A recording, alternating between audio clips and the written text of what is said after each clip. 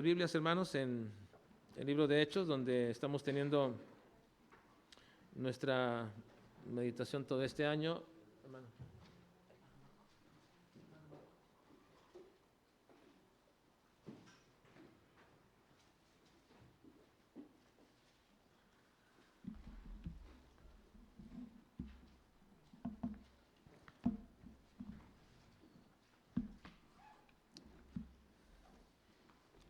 Hechos capítulo 10.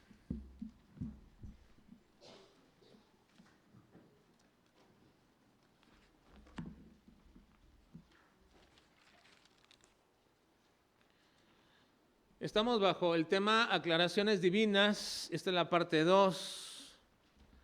Hoy vamos a ver y a continuar, hermanos, en el trayecto de nuestro estudio del libro de los Hechos. Y vamos a ver esta parte del capítulo 10 bajo esta temática aclaraciones divinas. Del versículo 9 al 22 veremos la siguiente aclaración que se hace en este pasaje. Dios hace una distinción amorosa con algunas personas. Eso no hay duda. La Escritura lo menciona.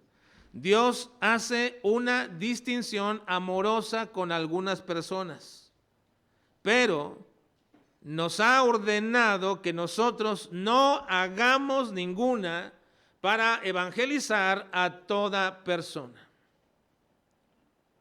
Dios hace una distinción amorosa con algunas personas, pero nos ha ordenado que nosotros no hagamos ninguna para evangelizar a toda persona.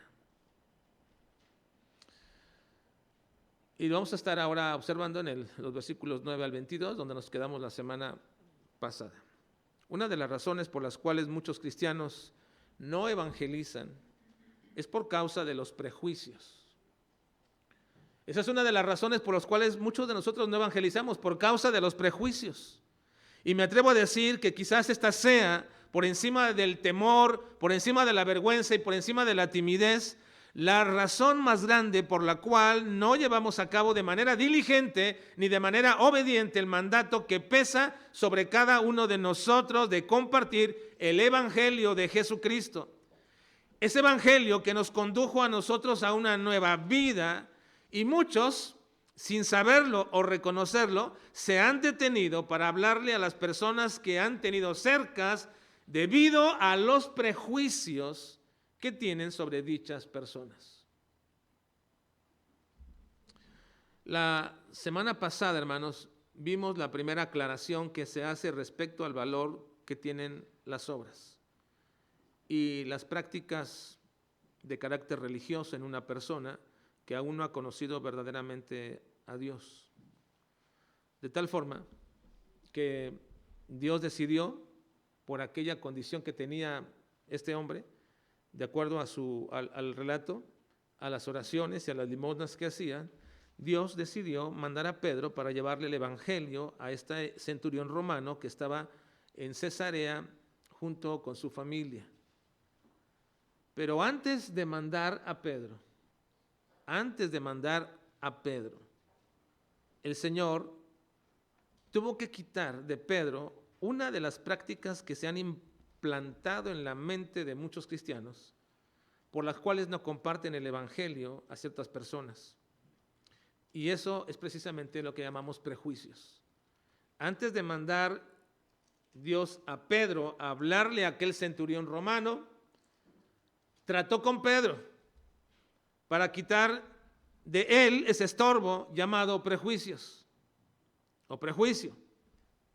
Pero, y es muy probable que sean los prejuicios uno de los más comunes problemas que aquejan a nuestra sociedad. Ahora bien, aun cuando un prejuicio por definición es en sí mismo una actitud equivocada, si se llama prejuicio, pensamos que es una actitud equivocada, deberíamos tener mucho cuidado de no caer en una trampa de nuestra sociedad moderna que quiere etiquetar a toda clase de personas cuyas formas de vida son diferentes como personas objetas de prejuicios y discriminación. Porque nosotros como cristianos debemos tener un discernimiento espiritual para establecer de entrada que hay prejuicios sanos. Y diría, bueno, ¿cómo es? Si algo por definición es malo, prejuicio, ¿cómo podría haber un prejuicio sano? Así que En este sentido, quiero explicar a qué me refiero con un prejuicio sano. El prejuicio es una idea, es una opinión y es un juicio preconcebido o formado antes de tener la oportunidad de experimentar cuál es la realidad de manera directa. Antes de que una persona experimente la realidad de un asunto o la condición de una persona o su circunstancia, hay un prejuicio y en sí mismo, por definición, ese prejuicio es equivocado y es malo, decimos. Pero ¿cómo habría entonces un prejuicio sano, correcto, adecuado? ¿Cómo lo habría? Bueno, si nosotros pensamos y tenemos por ventaja el mismo hecho de que ya hay un juicio previo de parte de Dios sobre ciertas conductas, ciertas personas, y contamos con esa declaración de juicio de parte de Dios hecho sobre prácticas, conductas, situaciones, y Dios las cataloga como malas, como pecaminosas y como reprobables. Y en ese sentido, cuando nosotros decimos que tal cosa es pecado, no estamos siendo prejuiciosos. Cuando nosotros decimos que tal condición y tal persona o tal práctica de una persona es desagradable a Dios, no estamos siendo prejuiciosos.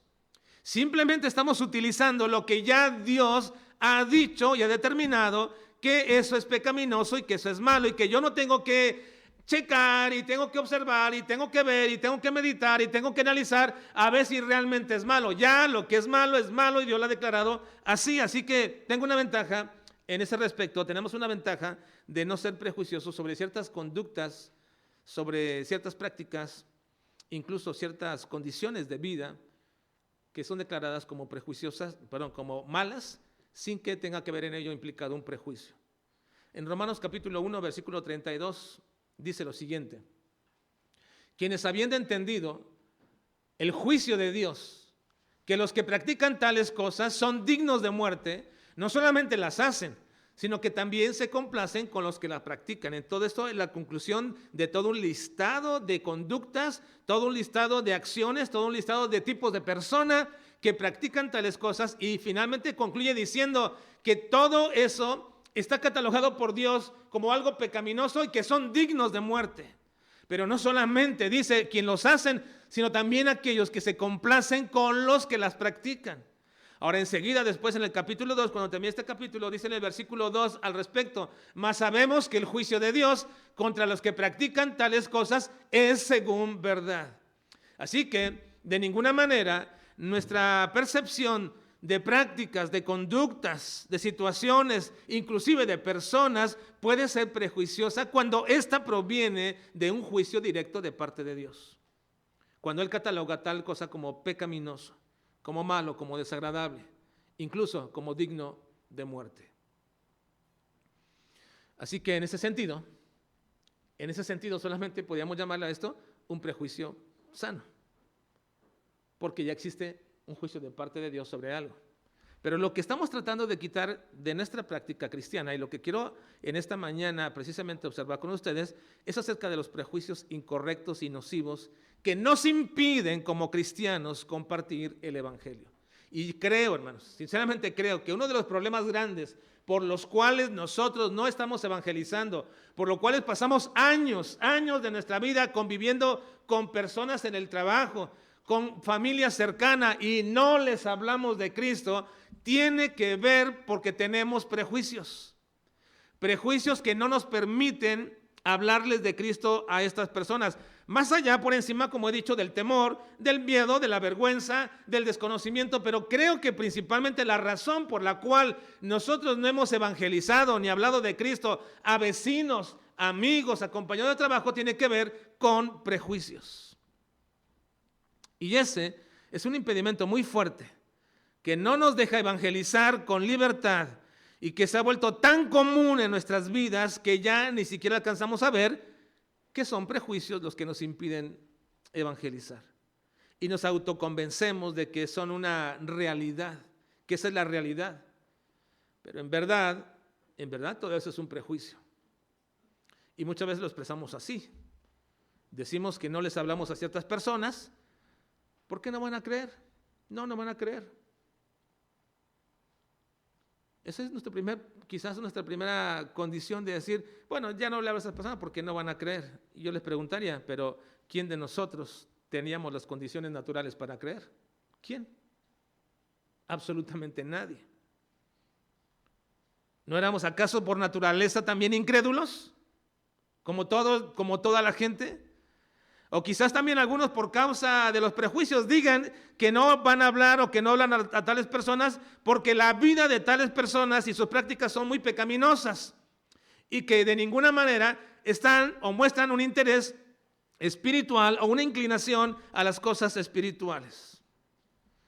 Y volveré a preguntar, bueno, ¿y quién de nosotros o cualquiera de nosotros no era también un pecador como todas las personas? ¿Quién de nosotros no estábamos abocados a una vida cuya naturaleza y mente estaba inclinada a pecar, a destruir nuestra propia vida y la vida de los demás? ¿Quién de nosotros no éramos pecadores, malvados y depravados como la mayoría de las personas de este mundo? ¿Qué hombre, pecador y afectado en todas sus facultades por el pecado, tenía un verdadero interés o una inclinación natural por las cosas espirituales? Ninguno de nosotros. Nadie. Pero ¿saben por qué estamos aquí en esta mañana? Bueno, por la gracia de Dios primero, por el plan determinado de Dios, por supuesto. Pero ¿saben por qué estamos aquí en este momento? Porque alguien venció el prejuicio y nos habló. Y se acercó a nosotros. Ahora, si esa era la condición de Pedro y de prácticamente todos los cristianos de la primera iglesia cristiana del primer siglo, porque todos ellos eran judíos y tenían fuertes prejuicios en contra de todas las demás personas que no eran judías. Y esa era una condición muy fuerte, porque si había alguna aversión más fuerte en un judío, por encima de su aversión por los samaritanos, porque a los samaritanos los odiaban y le llamaban perros a los samaritanos, pero si había algo más fuerte en contra de los samaritanos, era precisamente su odio en contra de los gentiles. Así que Dios, antes de mandar a Pedro para que llevara el evangelio a los gentiles, porque hasta ahora todo el proceso de la iglesia se ha enfocado en judíos y en prosélitos. Un solo judío, un solo gentil, es mencionado, pero era un judío prosélito, que era el eunuco. Pero hasta ahora todo se ha enfocado al ámbito judío y en este momento Dios está comenzando a abrir la puerta a los gentiles. Y este momento es tan trascendente que antes de mandar Dios a Pedro para que llevara el evangelio a los gentiles, necesitó que Pedro tuviera una preparación especial y autoritativa de parte de Dios para quitar ese prejuicio en contra de los gentiles. Nos parece ahora que es irrisorio, nos parece muy llano, nos parece muy sencillo. ¿Cómo puede pensar así? Pero entre los judíos y en los judíos de esa época era algo realmente aberrante pensar que un gentil pudiera estar dentro del pueblo de Dios y siquiera pensar que ellos pudieran convivir con ellos. Así que antes de que Pedro fuera llevado a hablarle a estos gentiles, del cual hablamos la semana pasada, este Cornelio, centurión de la compañía llamada La Italiana, aunque era piadoso y temeroso de Dios, sin embargo estaba perdido. Y Dios iba a mandarle a Pedro que fuera con este gentil, pero antes de hacerlo tenía que tratar con él. Y esto es muy importante para nosotros, para la historia de la iglesia, comprender esta historia, y por eso está aquí registrada. Vamos al versículo 9, por favor, hermanos, de nuestro capítulo. Capítulo 10, versículo 9.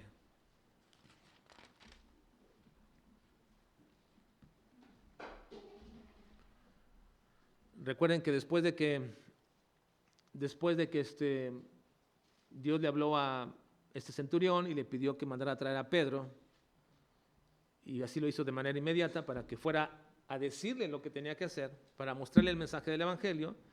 Entonces inmediatamente el centurión mandó a gente para ir a traer a Pedro en donde estaba. Ahora vean por favor, versículo 9, aquí está la continuidad de la historia que dejamos la semana pasada en esta parte. Leamos. Al día siguiente, Mientras ellos iban por el camino y se acercaban a la ciudad, Pedro subió a la azotea para orar cerca de la hora sexta. Entonces, Dios había estado trabajando con aquel gentil y ahora le iba a mandar el mensaje del evangelio, porque aun cuando Dios estaba inclinado a mostrar su amor misericordioso para este gentil, primero también tenía que tratar con Pedro, quien iba a llevarle el mensaje del evangelio. Y en ese sentido gira alrededor y la importancia de esta historia, en la preparación que tuvo Pedro para ir a hablar. Y es importante, era tan importante porque vamos a observar que precisamente por naturaleza Pedro no iba a ir, no lo iba a hacer. Sin embargo, Dios trató con Pedro sobre este asunto, con una preparación especial y autoritativa de parte de Dios. ¿Y cómo lo hace Dios? Bueno, Dios comienza a preparar el corazón de Pedro con un momento espiritual. Esto es lo primero que hace Dios. Mientras aquellos, y Pedro ignora todo lo que está sucediendo con aquel hombre gentil, romano, centurión, Dios hablando y trabajando con él, mientras lo ignora Pedro, Dios comienza a tratar con Pedro de una manera espiritual. Dios prepara el corazón de Pedro en un momento espiritual y nos dice que era la hora sexta, es decir, como el mediodía. Nuestro versículo 1 dice que era como la hora sexta y que Pedro subió a la azotea para orar. Ahora, no había ninguna costumbre o práctica establecida para que se orara a esa hora. No había una hora establecida para orar.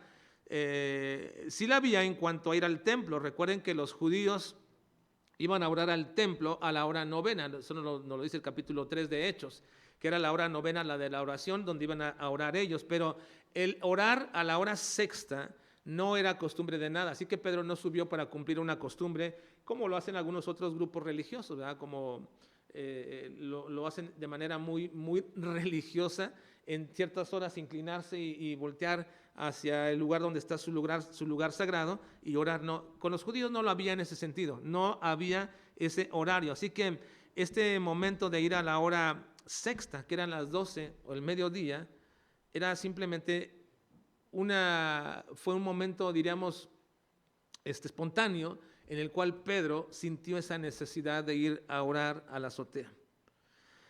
Y es precisamente que en ese momento espontáneo de la hora sexta, Pedro tuvo hambre. Ahora, por eso digo que es espontáneo el deseo de ir, porque si Pedro tenía ya hambre, era el mediodía, y es probable que Pedro no había comido, y era el mediodía, era el tiempo de comer, y no había comida. ¿Cómo fue a orar y no comió primero? Bueno, es que fue movido a un momento especial, y ahorita veremos por qué fue movido a todo esto, porque Pedro ya tenía hambre. Vean el versículo 10, dice el versículo 10 de nuestro pasaje. Y tuvo, a ver otra vez, dice, y tuvo gran hambre y quiso comer, pero mientras le preparaban algo, le sobrevino un éxtasis, lo cual nos deja ver que Pedro no había probado alimento toda la mañana. Así que si él estaba pensando y estaba planeando orar en la azotea, era lo más probable que dijera, bueno, primero como y luego voy y tengo mi tiempo de comunión con Dios, como cualquier creyente lo podría haber pensado y lo hubiera hecho. Pero cuando ya estaba ahí tuvo gran hambre, y lo menciona así como gran hambre, es decir, le acogió un hambre terrible, momento terrible. Pero él había sido movido para ir a orar. Así que es evidente que Dios movió a Pedro a subir a la azotea para que orara allí. Porque allí, en ese lugar, iba Dios a preparar su corazón para este momento trascendental de la cristiandad. ¿Cómo es que este momento de oración en el tiempo de la azotea y aquella hambre mostrada de pronto en Pedro y este momento que Dios va a interactuar con Pedro con una visión, cómo es que esta situación se convierte en un momento trascendental para la historia? ¿Por qué es trascendental para la historia de la iglesia? Bueno, digo esto porque no solamente Dios iba a tratar con Pedro en el asunto de los prejuicios con los gentiles, no solamente iba a tratar con Pedro, sino que esta situación con Pedro estaba también en dirección de hacer lo mismo en quitar el prejuicio de toda la iglesia judía de ese primer siglo. No solamente era el asunto de Pedro, porque no solamente Pedro era un prejuicioso respecto a los gentiles, era toda la iglesia cristiana de aquel primer siglo que eran prejuiciosos respecto a los gentiles, y por lo cual ellos, cuando salieron perseguidos llevando por su condición de fe y eran perseguidos por los propios judíos, ellos iban predicando el evangelio, pero solamente lo predicaban a judíos nada más y lo predicaban también a aquellos que habían sido convertidos en judíos, pero ellos no predicaban a los gentiles. Y este era el momento especial para poder darle precisamente a la iglesia del primer siglo, quitarle esa etiqueta de prejuiciosos y que poder quitar también de ellos la posibilidad de convertirse en una secta del judaísmo.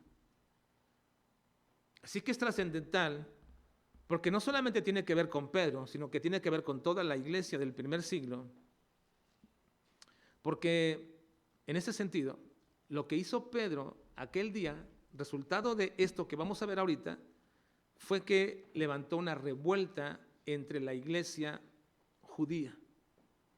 Eso les ofendió a la iglesia judía. Ese revuelo en la iglesia de Jerusalén fue causado por esta situación con Pedro. Ahora, para probar, hermanos, para probar que no solamente este asunto tiene que ver con un acto muy particular con Pedro y con una cuestión de prejuicios en una persona, sino que Dios tenía el propósito de también cambiar toda la mentalidad de la iglesia cristiana primera del siglo primero. Para probar eso, quiero que voy a leer lean conmigo en este momento precisamente un pasaje un poquito largo que se refiere a este momento, a este hecho, y es una explicación de la iglesia de Jerusalén en el cual ellos manifiestan su enojo y desaprobación por lo que Pedro hizo. Pero eso sucedió precisamente para causar en ellos y provocar en ellos ese enojo a fin de que Pedro tratara con ellos y les explicara por qué había ido a predicar a los gentiles. Y una vez que lo hace, entonces por primera ocasión la iglesia judía les ha quitado el velo de prejuicio, entendiendo que no solamente los judíos eran los que iban a ser salvos, sino también los gentiles. Es trascendente este momento, hermanos, porque no solamente Dios le quitó el prejuicio a una persona, sino le quitó el prejuicio a toda una iglesia. Y para ello vamos a brincarnos al capítulo 11, donde Pedro explica acerca de esta situación. Y de paso, vamos a adelantarnos a nuestro estudio del capítulo 11, que cuando lo lleguemos a este punto ya no veremos esta parte. Ya es parte de ahora de nuestra propia explicación. Capítulo 11, ¿lo tienen ahí?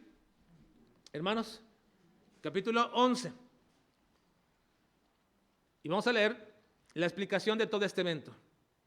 ¿Cómo es que afectó a la iglesia de Jerusalén lo que Pedro estaba haciendo o lo que Dios hizo con Pedro en aquella ocasión? Vamos a leerlo de manera alternada, vamos a leer versículos 1 hasta el 18. Es algo largo, pero ayúdenme a leerlo, por favor, para que podamos entender la explicación de todo este evento. Dice: oyeron los apóstoles y los hermanos que estaban en Judea que también los gentiles habían recibido la palabra de Dios. Y cuando Pedro subió a Jerusalén, disputaba con él los que eran de la circuncisión, diciendo: ¿por qué has entrado en casa de hombres incircuncisos y has comido con ellos?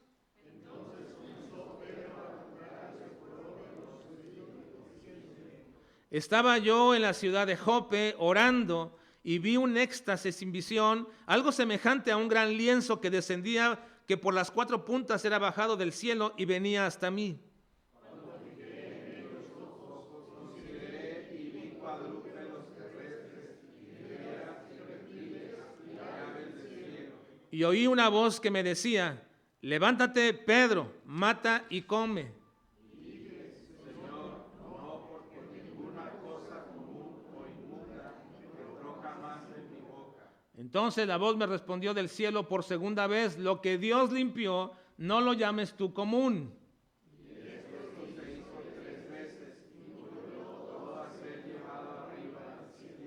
Y he aquí, luego llegaron 3 hombres a la casa donde yo estaba, enviados a mí desde Cesarea.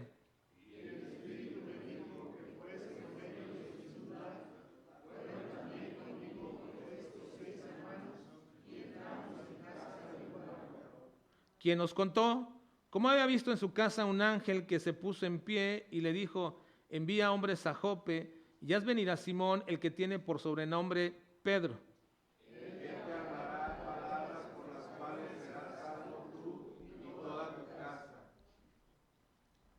Y cuando comencé a hablar, cayó el Espíritu Santo sobre ellos también como sobre nosotros al principio. Entonces, Me acordé de lo dicho por el Señor cuando dijo: Juan ciertamente bautizó en agua, mas vosotros seréis bautizados con el Espíritu Santo. si Dios, y aquí está la conclusión que le llevó a Pedro y también a toda la iglesia, si Dios pues les concedió también el mismo don que a nosotros, que hemos creído en el Señor Jesucristo, ¿quién era yo que pudiese estorbar a Dios? Entonces, Oídas estas cosas, callaron y glorificaron a Dios diciendo: de manera que también a los gentiles ha dado Dios arrepentimiento para la vida. vean cómo es que ahora la iglesia de Jerusalén entendió el proceso por el cual pasó Pedro y ellos mismos también comprendieron. Es decir, aquí podemos manifestar dos cosas. En la iglesia de Jerusalén y en todos los cristianos del primer siglo había prejuicios en cuanto a la evangelización. Ellos no evangelizaban gentiles, no lo hacían. Así que, ¿cuál era el problema del evangelismo en aquella ocasión? Los prejuicios. ¿Cuál es el problema actual por el cual no evangelizamos? Prejuicios. Son los prejuicios. Así que es precisamente en este momento en el cual Dios está manifestando una transformación y un cambio de la mentalidad de la iglesia. Y por supuesto, quiero también decirle lo siguiente, que este evento es trascendente no solamente para Pedro, fue trascendente ni para la iglesia del primer siglo judía, sino que también Dios ha querido que quede registrada esta historia para que todas las iglesias o toda la iglesia de todos los tiempos, y ahora también la nuestra en esta ocasión, en este tiempo, le sea quitado los impedimentos para evangelizar debido a los prejuicios. Yo creo, hermanos, que si una razón por la cual nuestra iglesia no está evangelizando, una razón por la cual nuestra iglesia no está llevando a cabo el cumplimiento de la gran comisión, tiene que ver precisamente por causa de los prejuicios.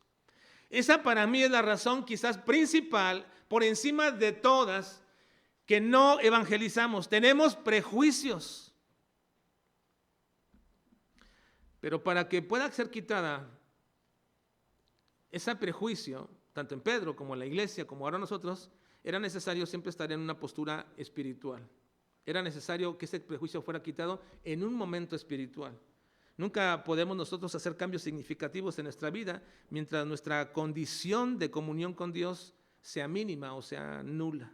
Y eso sí es un verdadero problema.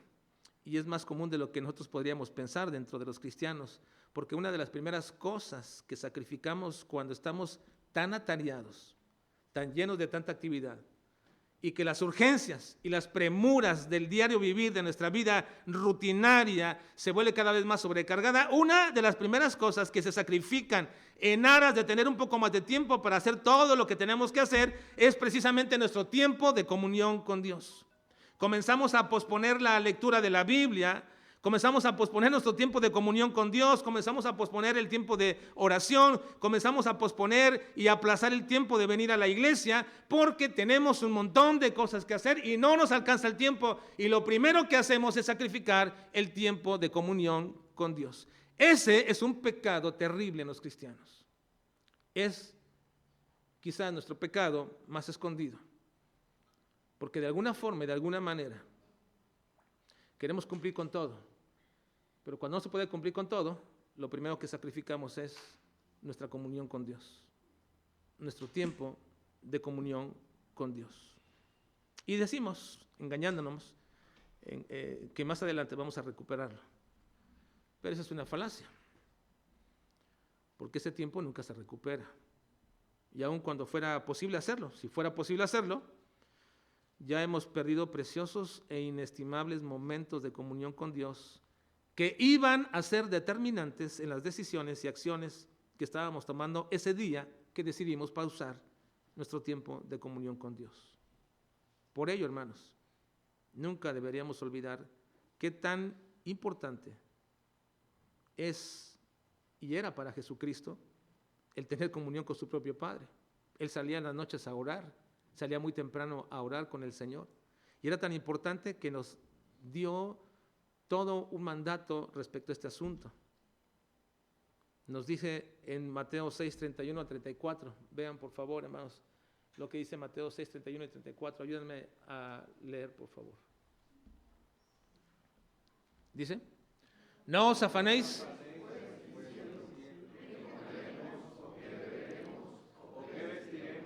Porque los gentiles buscan todas estas cosas, pero vuestro Padre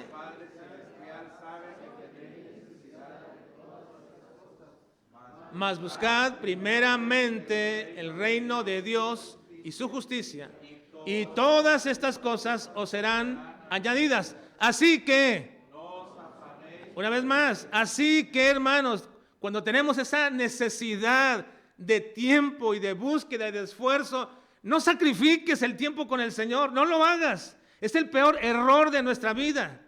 Así que no os afanéis por el día de mañana, porque el día de mañana traerá su propio afán. Basta cada día su propio mal. Busca primero el reino de Dios y su justicia. Y todas esas cosas que tú aparentemente vas a perder, porque estás tomando tiempo y perdiendo, entre comillas, perdiendo tiempo para orar y para leer la Biblia, tiempo preciado como para descansar o para dormir o para cumplir alguna tarea. Cometes el error más grave. No sacrifiques. Nunca sacrifiques tu tiempo de comunión con Dios. Por ello, es que para tener acciones y circunstancias de nuestra vida y movimientos especiales que sean cambios radicales, se requiere estar en un tiempo espiritual. Y hermanos, yo quiero decirles con todo amor y con todo cariño, si los momentos más cercanos para tu vida son estar en el templo y aún en ello te distraes y haces tantas cosas y no estás en el momento especial con Dios, qué terrible, hermanos. ¿Qué puedo pensar en tu día normal? Si el tiempo más especial para ti es estar aquí en el templo, una hora, hora y media, de esa hora en realidad no estamos pendientes del Señor, estamos en cualquier cosa, pero no en el Señor. Qué tristeza. Porque no debería ser el tiempo más especial estar en la iglesia. Deberías tener el tiempo más especial en tu propia vida, en el tiempo muy especial, en el secreto de Dios, estar ahí, pero si no lo haces aquí en el propio templo, menos puedo pensar que tengas un tiempo de cercanía y comunión con el Señor. Y lo digo porque sacrificas ese momento especial. Yo te quiero invitar, hermano, te quiero animar en el Señor y con todo amor te lo digo. Deja de sacrificar el tiempo de Dios en tu diario vivir, pero también aquí en el templo. Deja de preocuparte por esas cosas de aquí, de allá, lo que vas a hacer mañana, los pendientes que tienes. Ten un tiempo real y verdadero de comunión con Dios. Deja de distraerte, de dormirte, de ver por todas partes y arreglar todos los asuntos y ten un tiempo de comunión con Dios real y verdadero. Porque el problema más grande en nuestras vidas es cuando sacrificamos el tiempo de comunión con Dios. Ahora, volvamos al versículo 10 del capítulo 9. 9, 10.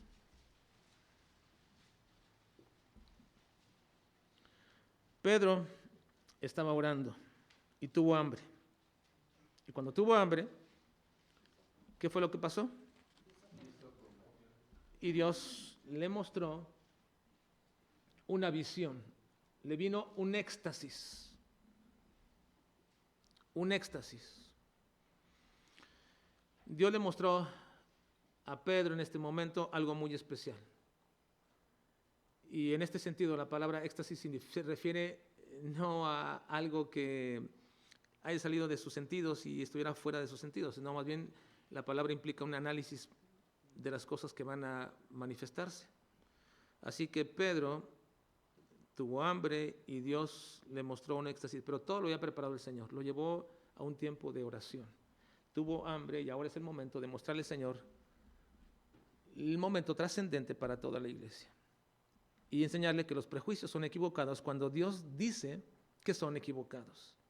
Y siempre lo serán, siempre los prejuicios serán equivocados.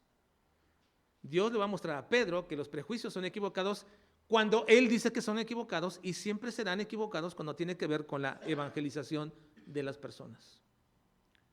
Cualquier prejuicio en cuanto a la evangelización de las personas, sea para no hablarles o sea para solamente hablarles a algunos, es equivocado. Cualquier prejuicio para evangelizar o dejar de evangelizar es equivocado. Y eso se lo va a mostrar precisamente la visión que le da aquel momento. Que ya la leímos, pero vamos a leerla ahora en el momento original. Versículo 11 al 16. ¿Están ahí? Muy bien. Dice: y vio el cielo abierto y que descendía algo semejante a un gran lienzo que atado de las 4 puntas era bajado a la tierra, en el cual había de todos los cuadrúpedos, terrestres y reptiles y aves del cielo. Y le vino una voz: levántate, Pedro, mata y come. Entonces Pedro dijo: Señor, no, porque ninguna cosa común o inmunda he comido jamás. Volvió la voz a él la segunda vez: lo que Dios limpió, no lo llames tú común. Esto se hizo 3 veces, y aquel lienzo volvió a ser recogido en el cielo.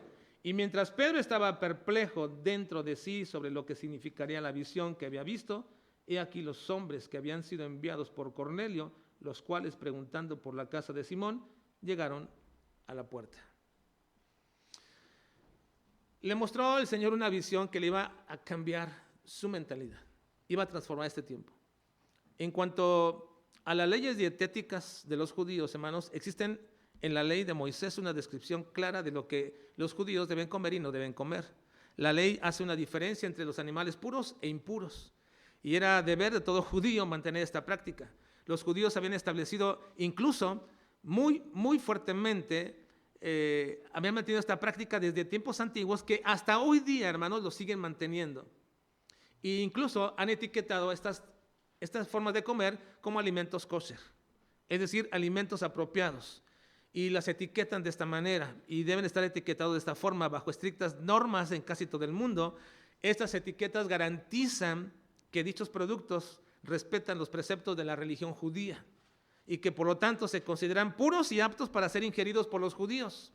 Y no solamente garantizan el tipo de carne permitida, sino que también garantizan su preparación desde la forma de desangrar, cómo desangraron la carne o la mezcla que hacen entre otros alimentos. Y todo eso proviene de una obediencia irrestricta a este mandato desde tiempos antiguos, de tal manera que todo judío, como Pedro, consideró como equivocada y repugnante la orden que le vino de aquel ángel de comer la carne de aquel lienzo, porque Pedro vio todos los cuadrúpedos terrestres y reptiles y aves del cielo, todo tipo de animales kosher y no kosher, exhibidos de manera prominente sobre un trasfondo del gran lienzo que se le mostraba y que estaba atado por las 4 puntas. Y la orden que escuchó fue: Pedro, mata y come. Y la respuesta inmediata y lógica de Pedro fue: no, Señor, no. ¿Qué le estaba diciendo Pedro a Dios que no? Era fuerte el prejuicio de Pedro, porque la ordenanza era del Señor, y la respuesta de Pedro fue: no. Qué atrevimiento, podríamos decir. Pero esto denotaba precisamente cuán fuertes eran los prejuicios en Pedro. Y uno podría pensar, bueno, Pedro no tendría tanta culpa. Si Dios es el que había impuesto tales leyes dietéticas y esas reglas que había puesto el Señor para que no comieran, y ahora le está pidiendo que las rompa. Y quizás Pedro pensó que era una prueba que Dios estaba haciendo, y por eso dijo: no, Señor. Pero esto se hizo 3 veces. Y se hizo 3 veces por una razón, porque Dios estaba en este momento rompiendo y cambiando un paradigma judío. Se estaba estableciendo un nuevo precepto dentro del nuevo pacto. Un nuevo precepto dentro del nuevo pacto. Esas leyes dietéticas, aunque tenían su valor en la salud, ya no iban a ser esenciales para estar dentro del pacto del pueblo espiritual de Dios. Recuerden, hermanos, que la revelación de la voluntad de Dios se fue dando de una manera progresiva dentro de la historia de la redención, y que en el momento en que Dios revelaba una parte de la historia en ese programa de la redención, tales mandamientos, tales normas, tales regulaciones se mantenían y deberían de obedecerse, porque servían para mantener una distinción y apuntar siempre al verdadero propósito redentor y a la persona de Cristo. Pero esas leyes y esas prácticas y esas regulaciones perdieron su propósito, o pierden su propósito y práctica, cuando se cumplieron en Cristo. De manera explícita, el Señor dice, y autoritativa, que tales leyes, tales prácticas ya no sirven y no se deben de practicar. Y por eso los sacrificios de animales, como un medio de expiación del pecado, ha quedado obsoleto. ¿Por qué? Porque Cristo hizo todo eso. Y el libro de los Hebreos es enfático en todo ello. Ya no se debe sacrificar más ningún animal para ser perdonado. Porque Cristo, nuestro verdadero sacrificio, ya fue hecho. En Hebreos capítulo 10, versículo 9 al 10, es un pequeño resumen de lo que dice todo el libro de Hebreos respecto a estas circunstancias. Dice, diciendo luego, aquí vengo, oh Dios, para hacer tu voluntad, quita lo primero para establecer esto último. En esa voluntad somos santificados mediante la ofrenda del cuerpo de Jesucristo, hecha una vez para siempre. Después de que he explicado que ya no sirve nada de eso, quita lo primero. Es decir, ¿cuáles de las leyes de Dios dadas en el Antiguo Testamento permanecen hasta hoy día? Todas aquellas que Dios de manera explícita no ha quitado. Pero aquellas que de manera explícita y clara las ha quitado, ya no somos objeto del cumplimiento de dichas leyes. Ahora, aquí con Pedro, le dice a Pedro que esa práctica de dejar de comer ciertos animales ya no era necesaria si ahora eres parte del pueblo espiritual de Dios. Y así iba a ser para que todos los miembros de la iglesia del Señor, sean judíos o sean gentiles, mantengan esa condición. Ya no hay problema. Seas judío, seas gentil, por encima de ser judío, eres creyente, hijo de Dios. Y Dios no te inculpa, ni trae sobre ti castigo, ni va a traer sobre ti juicio porque has rompido una ley dietética. Le está diciendo a Pedro, lo que yo limpié, no lo llames inmundo ni común. Come. Pero Señor, soy un judío, yo no como esas cosas. Eso ya no importa. Estás en una nueva dimensión del pueblo espiritual de Dios. Ha dejado de ser para ti relevante el ser parte del pueblo étnico de Dios. Ahora eres parte del pueblo de Dios y tal condición dietética ya no es objeto de cumplimiento. Ahora, que si alguno de nosotros quiere dejar de comer esas cosas, adelante. Pero eso ni mejora, ni ayuda, ni perjudica nuestra condición espiritual. Pero este mandamiento dado a Pedro, y lo que a nosotros nos interesa en esta historia, es observar que esta manifestación de la voluntad divina le estaba enseñando a Pedro y a toda la cristiandad de todas las épocas de que no se puede hacer distinción en cuanto al evangelio a ninguna persona. No se puede hacer distinción en cuanto al evangelio de ninguna persona, pero eso no quiere decir que todas las personas son objetos del amor predilecto de Dios. Con esto le está diciendo el Señor a Pedro, no debes hacer ninguna distinción, y también nos lo dice a nosotros. Cuando se trata de evangelizar a personas, tienes que evangelizar a todas las personas.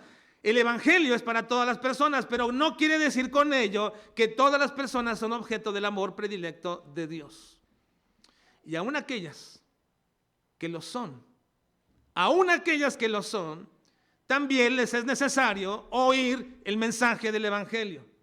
Y a pesar de la sinceridad de Cornelio y de su condición y devoción al Dios verdadero, no podía Cornelio ser salvo, apartado e ignorante de la correcta comprensión del evangelio de Jesucristo. Dios estaba preparando tanto a Cornelio como a Pedro para el encuentro y el inicio de una nueva dimensión de la proclamación del evangelio. Pero Pedro, aún cuando vio todo esto, estaba perplejo sobre qué significaría esa visión. Y mientras estaba perplejo, pensando y meditando eso, escuchó que tocaban a la puerta para llevarlo a cumplir una misión. Y los resultados de su correcta comprensión iban a determinar el curso de la iglesia hasta nuestros días. Y eso es lo que vamos a ver la próxima semana, si Dios nos permite. Vamos a orar, por favor.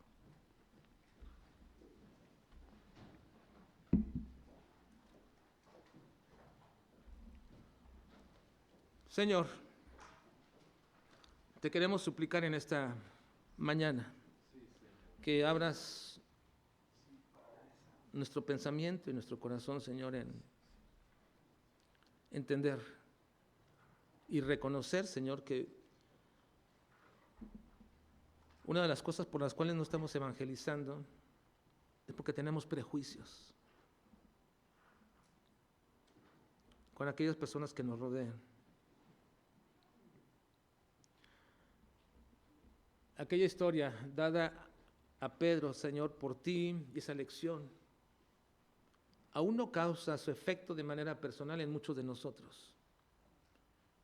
Y te quiero pedir, Señor, que nos ayudes a no ser como Pedro, atrevidos al decirte que no, desobedientes, porque anteponemos nuestro prejuicio. Y cualquiera, Señor, que sea nuestro análisis de las personas que nos rodean, si no les compartimos el Evangelio, estamos manifestando ese prejuicio. Y te ruego en el nombre de Cristo, Señor, que nos ayudes a quitar ese estorbo de nuestras vidas, así como lo hiciste con Pedro y con la iglesia del primer siglo. Señor, ayúdanos a quitar esos estorbos prejuiciosos en cuanto a la evangelización de todas las personas. Ayúdanos, Padre. Te lo pedimos en Cristo Jesús. Amén.